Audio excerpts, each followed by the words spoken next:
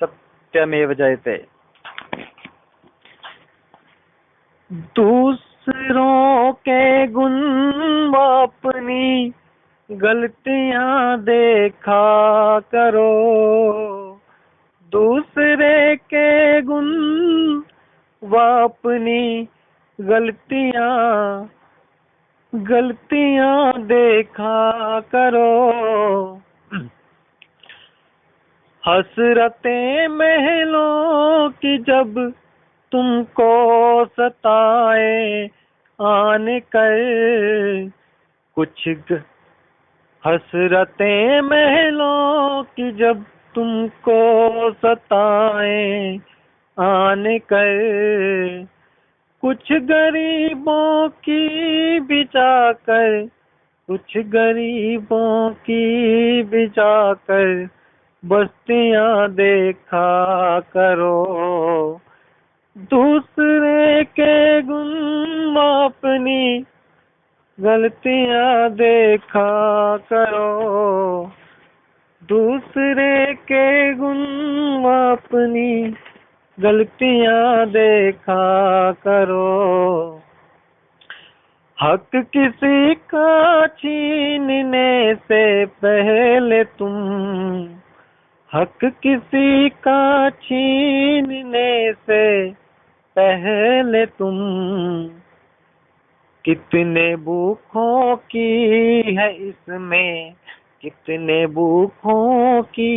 है इसमें रोटियां देखा करो। दूसरे के गुण अपनी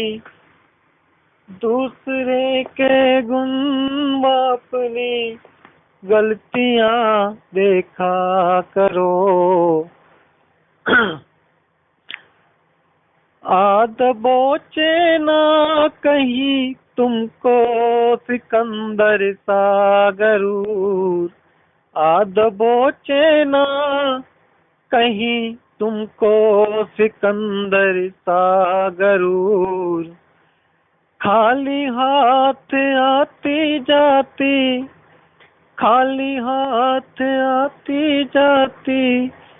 अर्थियां देखा करो। दूसरे के गुण व अपनी गलतियां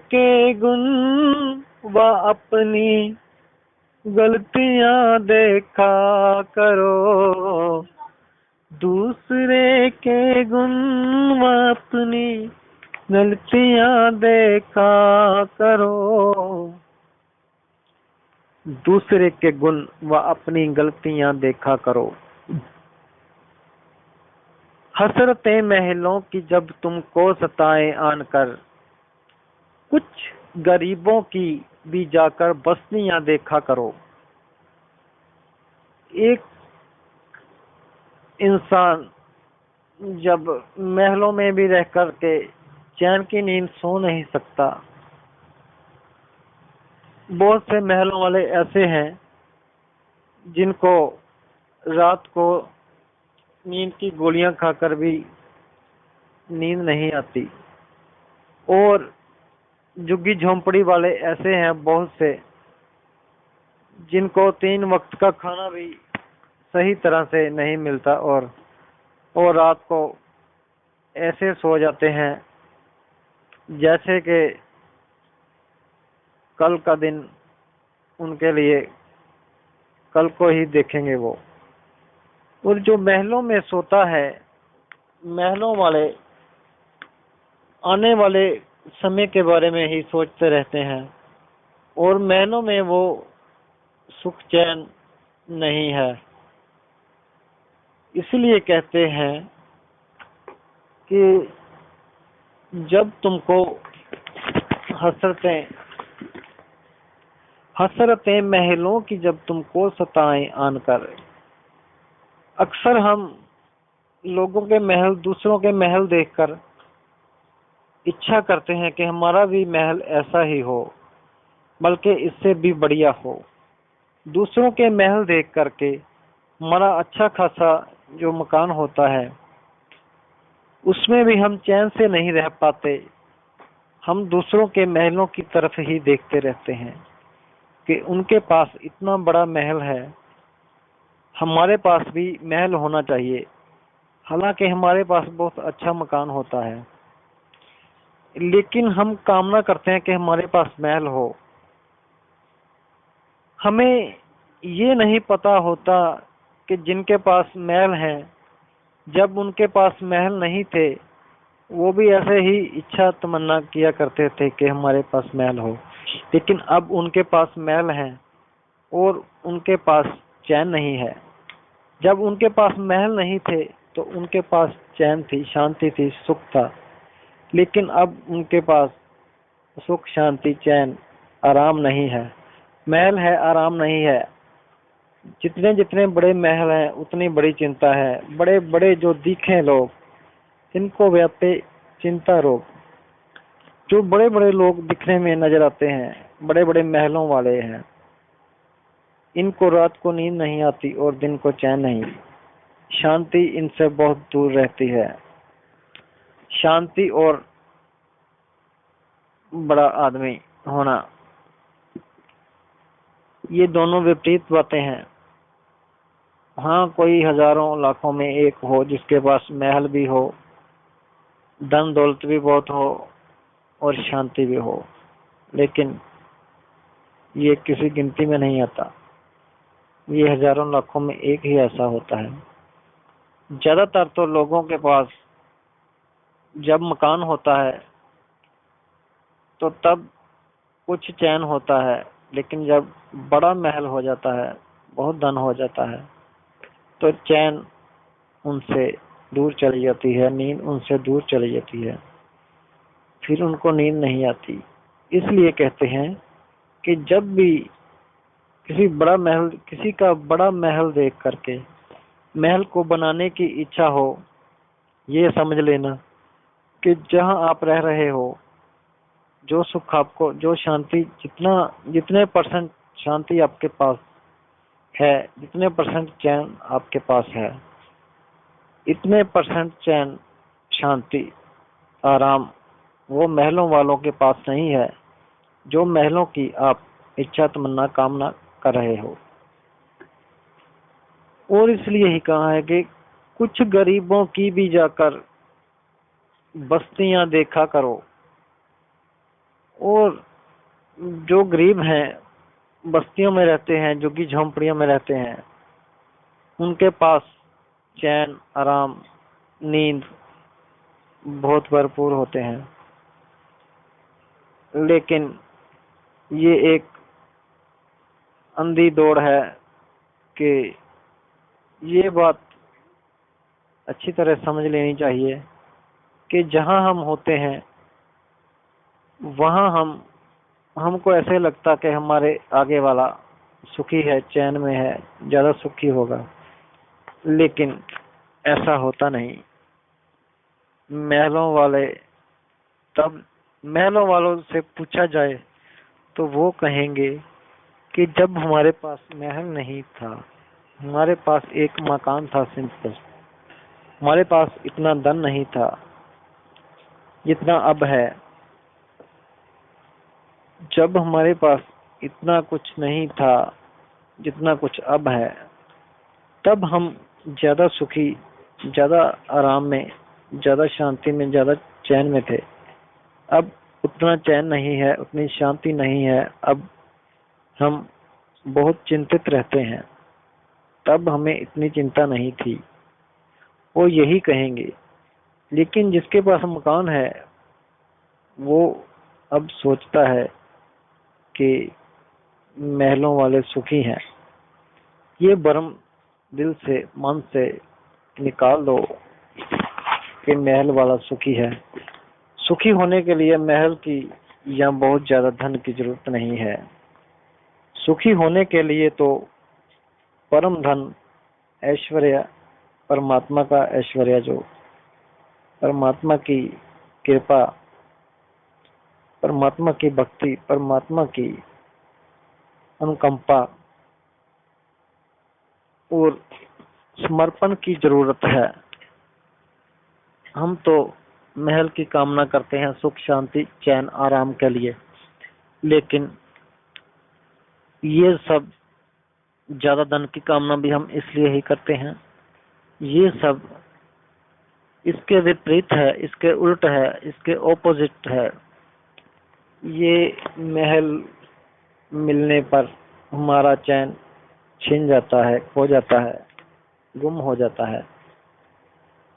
इसीलिए जब जब भी कामना उठे कि वो बड़े महल वाला सुखी होगा, बड़ी गाड़ी वाला सुखी होगा, बहुत धन वाला सुखी होगा, तब तब कुछ उन गरीबों की बस्तियों में जाकर देखो जिनके पास एक साइकिल तक भी नहीं है। वो भी बहुत आराम की जिंदगी जी रहे हैं और रात को उनको अच्छी नींद आती है। इस दुनिया में दुख जितने भी हैं सब भ्रम के ही दुख हैं कि वैसा होगा तो हम सुखी होंगे, ऐसा होगा तो हम सुखी होंगे। सुखी हम तभी होंगे जब हम जहाँ हैं वहाँ ही परमात्मा की कृपा समझेंगे और जो हमारे पास है वही परमात्मा का प्रसाद समझेंगे। तभी हम शांत, सुखी और विश्राम में हो सकते हैं और फिर हम परमात्मा की कृपा के काबिल भी बन जाते हैं। और आगे कहा गया है कि हक किसी का छीनने से पहले तुम कितने भूखों की है इसमें रोटियां देखा करो।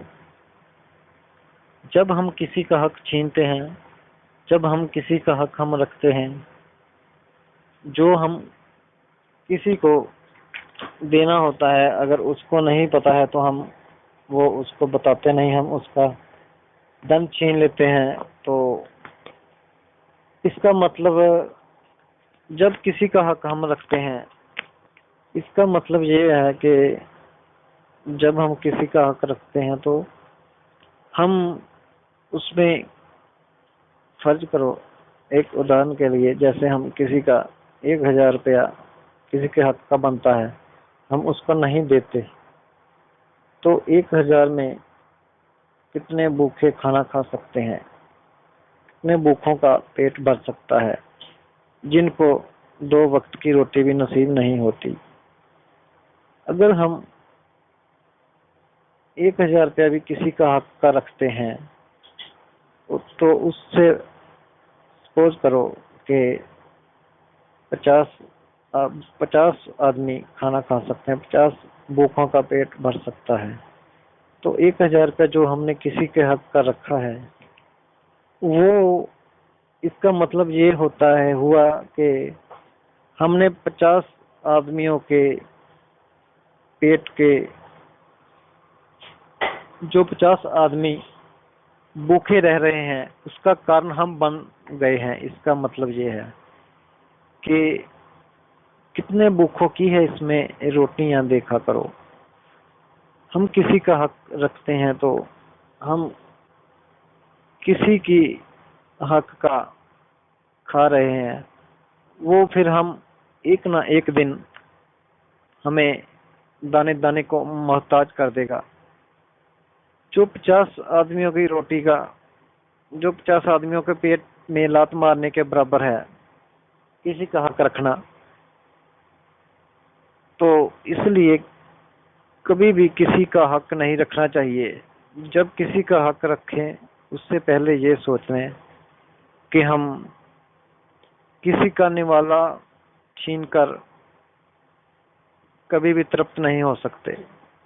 तृप्ति हमेशा अपने हक की रोटी से ही होती है और तृप्ति और रस हमेशा उस भोजन से ही मिलता है जो भोजन हम अपने हक का खाते हैं। किसी के हक का खाने से कभी भी तृप्ति नहीं होती, उल्टा अतृप्ति होती है और अशांति होती है और बेचैनी होती है। वो बेचैनी हमारा जीवन नष्ट भ्रष्ट कर देती है। इसलिए कभी भी किसी का हक नहीं रखना चाहिए। और आगे कहा गया है कि आ दबोचे ना कहीं तुमको सिकंदर सा गरूर, खाली हाथ आती जाती अर्थियां देखा करो। कई बार ऐसे होता है कि हमारे पास कुछ धन बढ़ जाता है और हमारे पास कुछ पद प्रतीक्षा पद प्रतिष्ठा बढ़ जाती है, तो हम अपने आप को बहुत गरूर में आ जाते हैं, अहंकार में आ जाते हैं। ये अहंकार और गरूर भी हमें पतन की ओर ही ले जाता है। ये अहंकार ही हमको अपने परम लक्ष्य परमात्मा की प्राप्ति से दूर करना शुरू कर देता है, क्योंकि हर इंसान के परम लक्ष्य परमानंद की प्राप्ति है, परमात्मा की प्राप्ति है।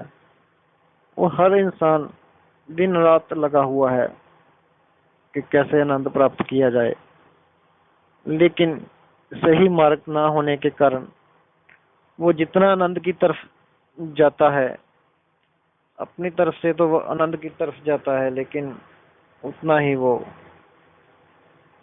सही मार्गदर्शक ना होने के कारण उल्टा वो दुख की तरफ जा रहा है। उसका रास्ता ही विपरीत हो गया है, तो फिर परमानंद को कैसे पा सकता है? परमानंद को पाने के लिए तो परमानंद तक पहुंचने की जो यात्रा है, कम से कम उस तरफ जाना तो हो जाए। लेकिन आज का इंसान पाना चाहता है परमानंद, और उसका रास्ता है जो वो उसके विपरीत जा रहा है। क्योंकि हर इंसान, आज का जो इंसान है, अक्सर ये सोच रहा है कि जैसे तैसे भी बस धन को कमाया जाए, धन इकट्ठा करके। उसको ये भ्रम है कि जैसे धन में जितना ज्यादा धन होगा उतना ज्यादा सुख होगा। ये एक भ्रम है, और इसलिए ही धन की, पैसे की, लक्ष्मी की हर इंसान आज पूजा कर रहा है। परमात्मा की पूजा की तरफ उनका ध्यान नहीं है। लक्ष्मी ही जैसे मानो परमात्मा से भी ऊपर हो गई हो। और जब दिमाग में, जब मन में, दिल में लक्ष्मी चारों तरफ से माया हैवी हो जाती है, तो फिर उसकी बुद्धि भी सही निर्णय नहीं ले पाती। उसको ये नहीं पता चलता कि अपने हक का क्या है और किसी के हक का क्या है। वो ऐसे ही दिन रात बस माया दौलत को कमाने में लगा रहता है। या ये नहीं सोचता, ये बिल्कुल नहीं सोचता कि ये जो दौलत मैं कमा रहा हूँ, ये नीति से कमाई गई है या अनीति से। एक बात हमेशा याद रखना, वही दौलत, वही माया, वही लक्ष्मी सुख देती है जो नीति से कमाई गई हो। अनीति से कमाया गया धन, अनीति से कमाई गई दौलत हमको सुख नहीं देती। अनीति से कमाई गई दौलत हमको अहंकार से भर जाती है, और वही अहंकार हमें परमानंद से दूर दूर और दूर और दूर किए जाता है। और परमानंद को पाने के लिए इस अहंकार को विसर्जित करना पड़ता है, छोड़ना पड़ता है, त्यागना पड़ता है। और ये त्याग तब ही आता है जब हमारा रास्ता सही होगा, जब हमें हमारे हक का और पराये हक का पता चल जाता है। इसलिए कहते हैं कि जब भी हमारे पास ज्यादा दौलत आ जाती है, ज्यादा पद प्रतिष्ठा आ जाती है, तो हम आ दबोचे ना कहीं तुमको सिकंदर सा गरूर, हम अपने आप को सिकंदर समझने लगते हैं। और हम कहते हैं कि सबसे ज्यादा हमारे पास जितना धन है और जिनके पास नहीं धन है वो हमसे बहुत छोटे हैं, हम ऐसे समझने लगते हैं। और ऐसे समझने से हमारे अंदर दूसरों के लिए तुच्छ विचार आने शुरू हो जाते हैं। दूसरों को हम तुच्छ समझते हैं, अपने आप को बहुत बड़ा समझते हैं, जबकि धन दौलत से कोई बड़ा नहीं होता।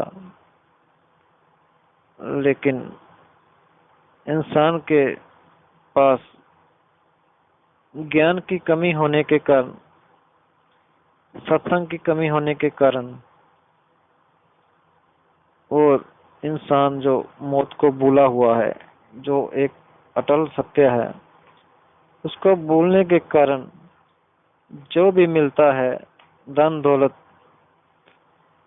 और इनके मिलने से सत्संग की कमी के कारण हमें इनका फायदा नहीं, उल्टा नुकसान ही मिला करता है। क्योंकि जब भी हमें कुछ मिलता है तो वो हमें अहंकार से भर जाता है। अहंकार परमात्मा की परमात्मा के विपरीत जाने वाला रास्ता है। और चाहते हम परमात्मा को हैं, चाहते हम परमानंद को हैं, लेकिन अपने अहंकार को कभी हम देखते नहीं हैं कि अहंकार कितना बड़ा जा रहा है। ये तो कम से कम करके अहंकार शून्य की स्थिति लाने वाली बात है। परमात्मा को पाना, परमात्मा को पाना अहंकार से शून्य होना है। लेकिन दिन रात हम दौलत के पीछे भाग रहे हैं अंधे होकर। ये दौलत हमें परमात्मा की ओर नहीं ले जा सकती। परमात्मा की ओर हमें वही दौलत ले जा सकती है जो हमें परमात्मा की कृपा से मिले। हम अपनी होशियारी और चालाकी से इसको कमाते हैं, झूठ भी बोलते हैं, धोखा भी करते हैं, फरेब भी करते हैं, लेकिन ये सब हमारे ही पतन का कारण बनती है। इसलिए कहते हैं कि आद बोचे ना कहीं तुमको सिकंदर सागर, और खाली हाथ आती जाती अर्थियां देखा करो। जब भी तुमको अहंकार गरूर आने लगे तो ये सोचना चाहिए कि हमारा अंत क्या है, अंत में क्या होना है। अंत में तो खाली हाथ ही जाना है, कुछ भी साथ जाने वाला नहीं है। और जाने वाला क्या है? जाने वाला वही है जो हम कर्म करते हैं, और कर्म हमारे आत्मा के साथ ही चले जाते हैं। फिर वो हमें जन्म जन्मांतरों तक भटकाते रहते हैं। इसलिए जो इंसान, जो आदमी, जो व्यक्ति मौत को याद रखता है और ये सोचता है और ये हमेशा याद रखता है कि मौत की टिकट हमेशा हमारी जेब में है, पता नहीं कब वो नंबर लग जाए, और ये याद रखता है कि जब मृत्यु का बुलावा आता है तो खाली हाथ ही जाना पड़ता है। यहाँ जितना मर्जी हम कमा लें, जितनी मर्जी दौलत हम कमा लें, ये हमारे साथ नहीं जाएगी। उसको कमाने के कारण जो किए हुए पाप हैं वो हमें जन्म जन्मांतरों तक दंडित करते रहेंगे, उनकी सजा हमको मिलती रहेगी, लेकिन दौलत यहीं रह जाएगी। ये सब कुछ यहीं का यहीं रह जाता है। खाली हाथ आए थे और खाली हाथ ही जाना होता है। और हम भूले रहते हैं, हम ये सोचते हैं कि अभी कौन से हम जा रहे हैं, लेकिन मृत्यु कभी किसी को संदेशा नहीं भेजती, वो बिना संदेशे के ही आया करती है। और जब भी वो आती है तब हमें एकदम अचानक से पता चलता है कि ओहो, हमने तो कुछ किया ही नहीं है। हम तो यही सोचते हैं कि अभी बहुत वक्त है, कर लेंगे, कौन सी जल्दी है। लेकिन मृत्यु जब आती है वो समय नहीं देती। एक बार एक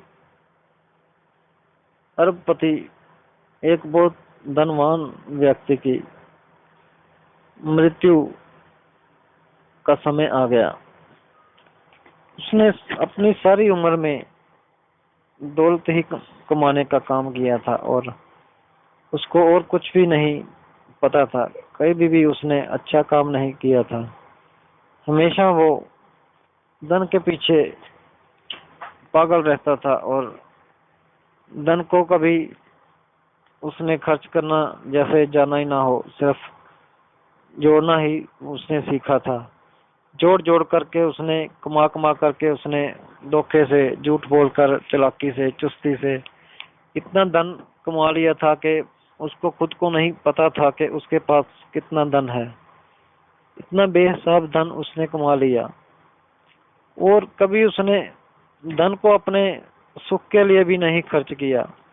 जोड़ता ही गया, जोड़ता ही गया।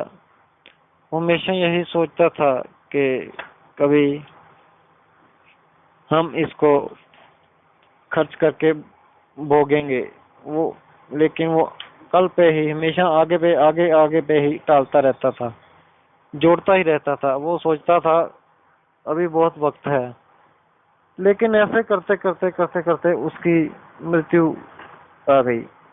जब मृत्यु जब मृत्यु के जम उसको लेने आए तो वो एकदम देख के चकित सा रह गया, हैरान सा रह गया। वो कहने लगा, मैंने तो अपनी जिंदगी में सिर्फ जोड़ा ही जोड़ा है, इसका सुख तो मैंने लिया ही नहीं। मुझको थोड़ा सा वक्त दो, मैं जो पैसा धन मैंने कमाया है उसका सुख ले सकूं, उससे कुछ या उसका कुछ सदुपयोग कर सकूं। वो जम कहने लगे, जो जमदूत थे वो कहने लगे कि हम नहीं बख्श दे सकते, हम लेने आए हैं और लेकर ही जाएंगे। उसने कहा कि मेरे पास बहुत धन है, आप ऐसे करो, मेरे से 5 लाख रुपया ले लो और मुझको सिर्फ 1 हफ्ते की, 7 दिन की मोहलत दे दो। 7 दिन मेरे को जीवन दे दो, ना कि मैं जो सारी जिंदगी में कमाया है उसका सुख भोग सकूं। वो जमदूत कहने लगे कि 7 दिन तो क्या, हम तुमको 1 दिन भी नहीं दे सकते। हम जब आते हैं तो फिर लेकर ही जाते हैं, खाली मोड़ना हमारा स्वभाव नहीं है। हम विधि के विधान के हिसाब से आते हैं और जिसको लेने आते हैं उसको लेकर ही जाते हैं, क्योंकि हम अपनी मर्जी से नहीं आते। हम तो परमात्मा की मर्जी से आते हैं और जब तक जितना समय लिखा होता है, जब पूरा हो जाता है तो फिर उसके बाद हमें कोई हक नहीं है कि हम किसी को समय दे दें।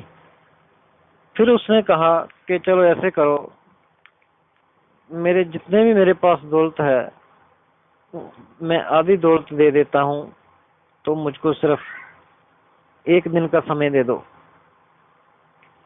उसने कहा, जमदूतों ने कहा कि तुम्हारी आधी दौलत लेकर भी हम 1 दिन का समय भी नहीं दे सकते।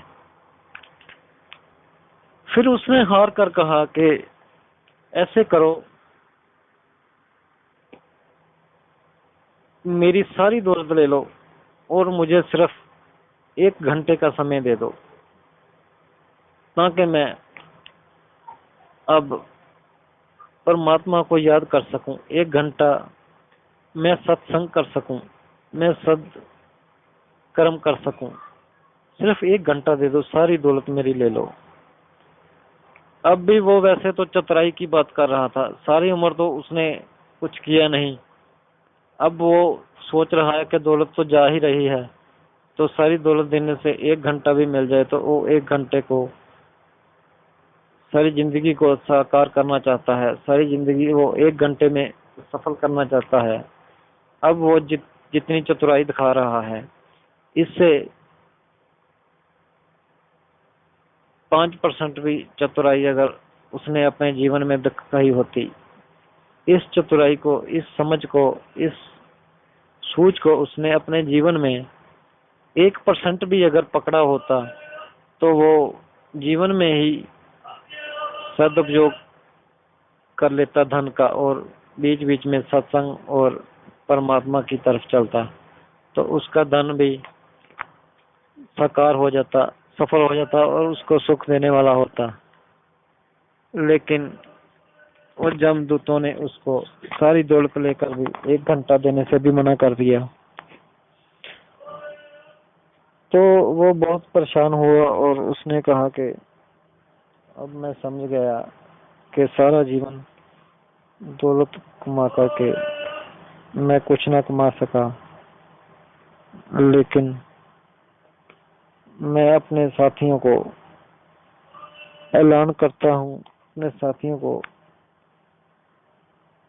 ये आगाह करता हूँ कि कभी भी दौलत के पीछे अपने कीमती समय को मत गवाओ।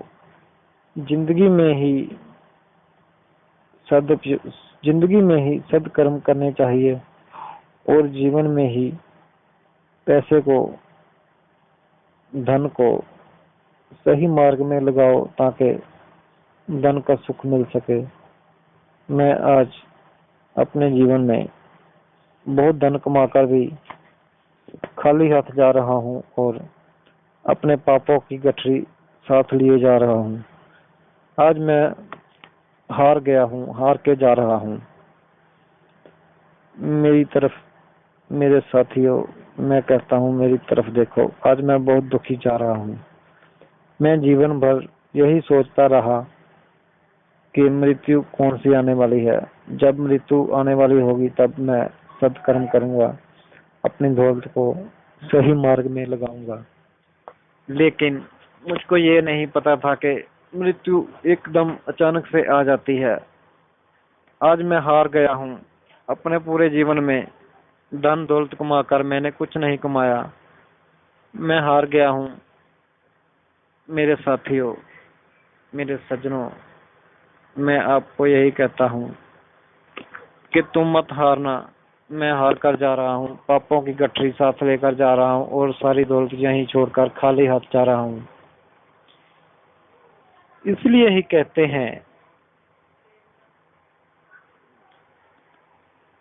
आद बोचे ना कहीं तुमको सिकंदर सा गरूर, खाली हाथ आती जाती अर्थियां देखा करो।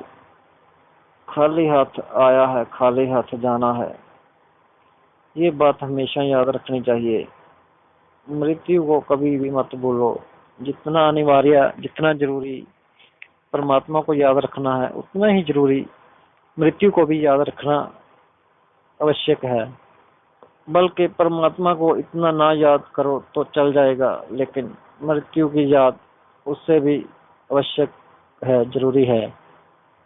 क्योंकि मृत्यु की याद ही इंसान को सही कर्म करने की प्रेरणा देती है और ये याद दिलाती है कि मृत्यु सब कुछ यहाँ ही, मृत्यु के समय सब कुछ यहाँ ही छोड़ना पड़ता है।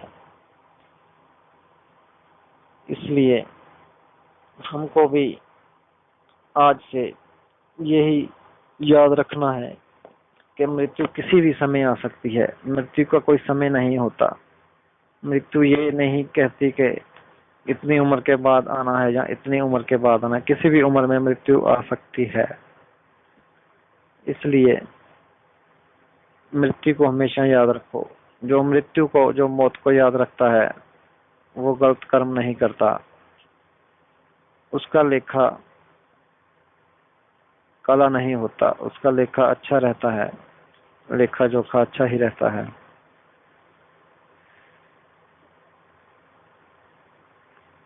ओ